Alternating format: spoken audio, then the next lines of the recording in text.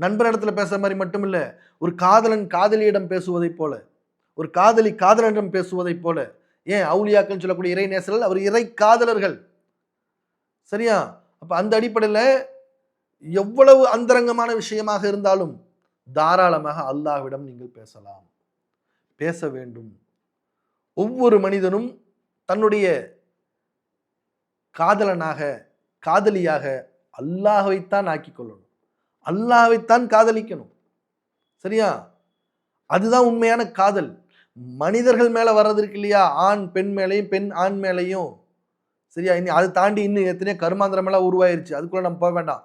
அப்ப ஆண் பெண் மீதோ, பெண் ஆண் மீதோ ஏற்படக்கூடியது அது காதல்னு சொல்ல முடியாது. அந்த காதலுக்குள் காதலாகவே இருந்தாலும் அந்த காதலுடைய நோக்கம், அதனுடைய எல்லை காமம் தான்.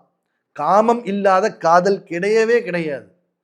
சரியா? வேணா 70 வயசுக்கு மேல 80 வயசுக்கு மேல அந்த வாழ்ந்து என்ன சொல்றது, கணவன் மனைவியா 40, 50 ஆண்டு காலம் வாழ்ந்த பிறகு அவங்க ஒருத்தருக்கு மேல ஒருத்தர் வரும் பாத்தியா புரிதலான இது, அது வேணா காதல்னு ஓரளவுக்கு ஏத்துக்கலாம். அதை தவிர மீதி இருக்கிறது எல்லாமே காமத்தின் காரணமாகத்தான் இருக்கும். காமம் இல்லாத காதல் இல்ல. அது முழுக்க முழுக்க காமம்னே சொல்ல வரல. ஆனா காமம் இல்லாத காதல் இல்ல.